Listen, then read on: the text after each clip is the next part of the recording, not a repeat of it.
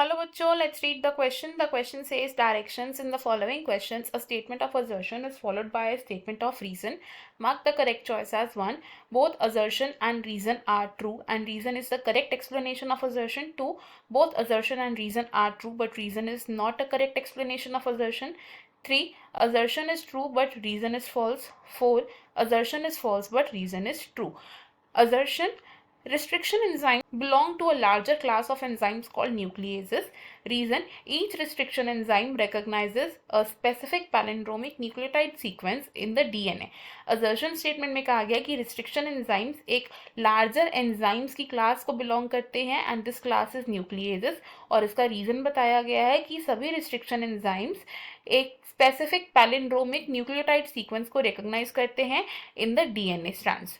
तो अगर हम बात करें इस क्वेश्चन के की कॉन्सेप्ट की, तो इन दिस क्वेश्चन हमारा की कॉन्सेप्ट होगा restriction enzymes. Restriction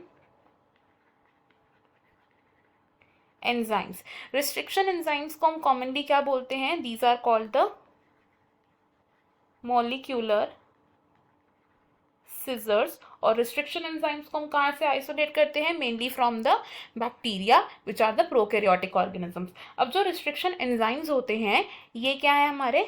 these are the nucleases. और ये न्यूक्लिएज एंजाइम्स क्या करते हैं? ये फॉस्फोडाइएस्टर बॉन्ड को क्लीव करते हैं। They cleave the phosphodiester bond of the nucleic acid. अब जो रिस्ट्रिक्शन एंजाइम्स होते हैं,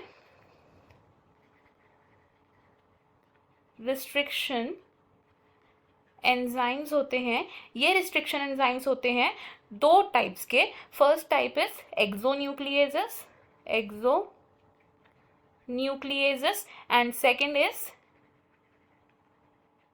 एंडोन्यूक्लिएजेस। अब ये जो एक्सोन्यूक्लिएजेस हैं ये क्या करते हैं? फॉस्फोडाइएस्टर बॉन्ड को क्लीव करते हैं, यानी कि अपनी क्लीवेज शो करते हैं at the end of the DNA strand. और एंडोन्यूक्लिएजेस क्या करते हैं? ये क्लीवेज शो करते हैं with in the DNA strand. अब हर रिस्ट्रिक्शन एंजाइम रैंडमली क्लीवेज नहीं शो करता, ये क्या करता है? एक specific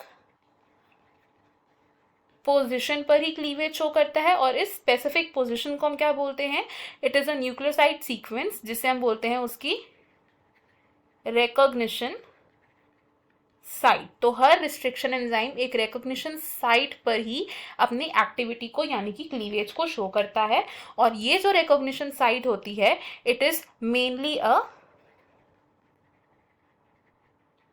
palindromic nucleotide sequence. Palindromic sequence का मतलब क्या है? ये वो न्यूक्लियोटाइड सीक्वेंस होता है जो फॉरवर्ड और बैकवर्ड डायरेक्शन में सेम रीड हो ऑन द ऑपोजिट स्ट्रैंड्स। अगर हम अपने यहाँ पर असर्शन और रीजन स्टेटमेंट देखें तो असर्शन स्टेटमेंट ट्रू है, रीजन स्टेटमेंट भी ट्रू है, लेकिन रीजन करेक्टली एक्सप्लेन नहीं कर पा रहा है असर्शन को। तो हमारा जो करेक्ट आंसर है वो होगा option 2 which says both assertion and reason are true but reason is not a correct explanation of assertion. Option 1 wrong हो जाएगा बिकॉज रीजन करेक्टली एक्सप्लेन कर रहा है असर्शन को।